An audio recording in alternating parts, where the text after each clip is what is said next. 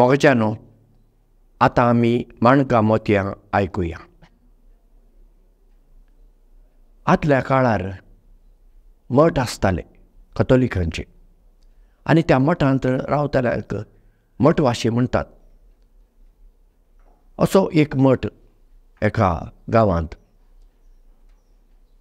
आनी करेजमांत त्या मठांत एक कायदो आसलो. सगळेच वेळ करेजमांत एक वाक्य मात्र उलोवेत, एकच वाक्य तें जेवणा वेळार. आनी जेवणा भायर आनी ताचे वेळार तुवें कांय उलोवंक ना. जेवणा वेळार तें एक वाक्य तुवें कितें उलोवेत. आनी हेर वेळार ओगेपण मावून मागणें उपास हें सकट चलतालें त्या मठांत. आतां एके राती सकट मठवाशी जेवणां बसलात आनी पयले जेवणाचो भाग म्हणून तांकां एक कोपांनी सूप हाडून दितात. एका मठवाश्यान आपलें सुपाचें कोप घेतलें आनी तातूंत पळयलें तातूंत एक जरलो आसा. ताणें म्हणलें, म्हज्या कोपांत एक जरलो आसा. जालें. आतां आनी ताका त्या करेजमांत आनी कांय उलोवंक मेळना. ओगो रावलो. दुसऱ्या वर्सा परत्यान करेजमांत अशें रातचें जेवण चलतना परत्यान सूप आयलो आनी ताणें कोपान पळयलें जरलो आसा. आनी ताणें म्हणलें, ह्या वर्साय म्हज्या कोपांत जरलो आसा. वाक्य जालें, आतां उलोवंक ना. तिसऱ्या वर्सा परत्यान रातचे जेवणा वेळार सूप आयलो. ह्या मठवाश्यान आपल्या कोपान पळयलें, जरलो ना. कुशीन आसल्या आपल्या मठवाश्याच्या कोपान पळयलें, थंय एक जरलो आसा.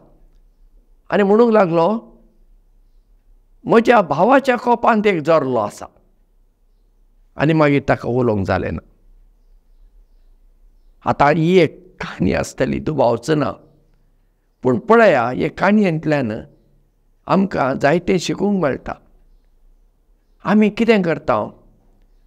आमी आमच्या जिवितांत कितें उणें आसा ताचेर आमी म्हत्व दिता. म्हज्या लागीं तें ना, म्हज्या लागीं हें ना, म्हजें अशें जालें तशें जालें.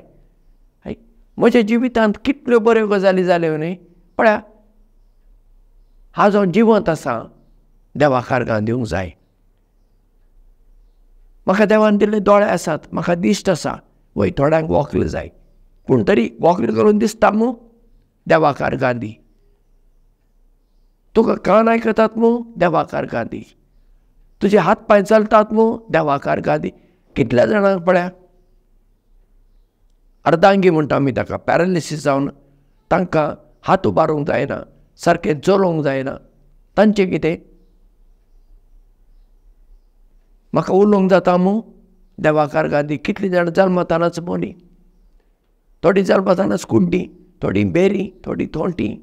आमी सारकीं आसा मूं, देवाक आर्गां दिवंक जाय. जें कितें देवान आमकां दिलां ताचेर आमची नदर खंचोवया आनी ताचो बरो उपयोग करया. पूण आमी कितें करता? त्या मठवाश्या बरी पयलें आमचेर नदर आमी थिरायली, मागीर आमी दुसऱ्या कडेन पळयता. ताच्या लागीं कितें आसा, थंय कितें जाल्लां आनी ताचेर आमी दुसऱ्यां कडेन आमी आमची तुलना करची गरज ना, कंपॅरिजन करची गरज ना. देवान म्हाका थोडी देणी दिल्यात, त्याच देवान म्हज्या शेजाऱ्याक वा शेजान्नीक देणी दिल्यात, वेगळी आसतली.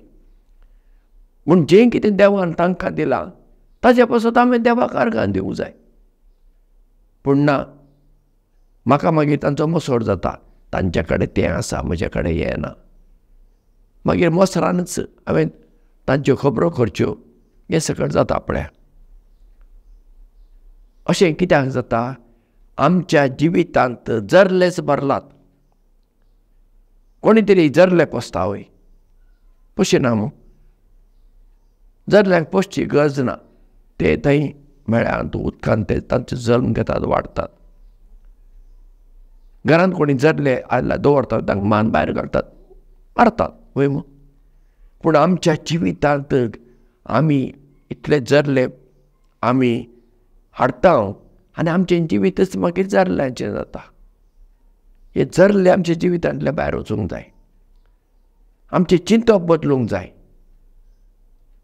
आमचें उलोवणें बदलूंक जाय. आमच्या जिविताची चाल बदलूंक जाय. देखून सदांच आमी खंयचेय गजाली कडेन पळयतना सकारात्मक नदरेन पळोवंक जाता आसलें. आतां पळय त्या मटवाशाक वय ताच्या कोपांत जरलो आयलो, ही गजाल सारकी न्हय. कित्याक जरलो पडले सूप कोण पियना. पूण उरलें जेवण येता आसलें न्ही ताका, तातूंत जरले आसलें वय ना न्ही. मागीर ती सुपाचेरच कित्याक मत थिरायली. म्हूण आमी मटवाशा बरी तेंच करता. आमची नदर नकारात्मक विशयाचेरच वता. दुसऱ्यांच्या जिवितांतल्यो चुकीच आमकां दिसतात. तांच्या जिवितांत कितलें बरेंपण आसा, बऱ्यो गजाली, ताचेर कित्याक आमी आमची नदर थिरायना? चिंतुया, हांव एक शिकोवपी आनी म्हज्या हाता खाल शिकपी आसात, विद्यार्थी आसात. सदां धरत म्हज्या शिकप्यांच्यो चुकीच काडीत रावलो. ते शिकपी सुदारतले वय ना. तांची ताकद सोदून काड. तांकां सांग, अरे तुज्या कडेन ही ताकद आसा, तुजे कडेन चित्रकला आसा, तुज्यान बरें गावंक जाता, तुजें हँडरायटींग बरें आसा, तूं मॅथ्सान बरो हुशार आसाय, तूं भाशेंत बरो हुशार आसाय, तूं खेळांत हुशार आसाय. अशें ताचें कितें बरें गूण, बरें ताकद आसा पळय, ती पयलीं दाखय. मागीर ताची चुकी जाता त्यो दाखय. पूण आमी पयले पळोवच्यो चुकी. बरें पयलें आसा पळय तें आमी पळयच ना. अशें कित्याक म्हणल्यार परत्यान आमच्या मतीन जरले भरल्यान आमकां दुसऱ्यांच्या जिवितांत जरले दिसता. जेन्ना म्हज्या जिवितांतले जरले हांव भायर घालतां, म्हजी मत नितळ जाता, सकारात्मक गजाली म्हज्या मतीन येतात, तेन्ना हांवें पळोवच्यो गजाली सकारात्मक जातात. आनी काळें वखल घाल्ल्याक सकट काळेंच दिसता. पाचवें वखल घाला तुका सकट पाचवें दिसता, आनी तांबडें घाला तांबडें दिसता. मग ही वखलां आमी काडूंक जाय आनी आमी आसा त्यो वस्तू आसा तश्यो पळोवंक सोदूंक जाय.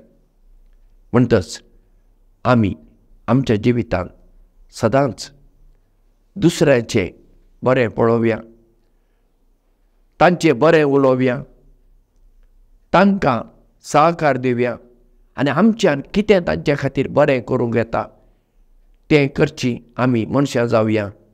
तुमकां देव बरें करूं आनी मोग आसूं.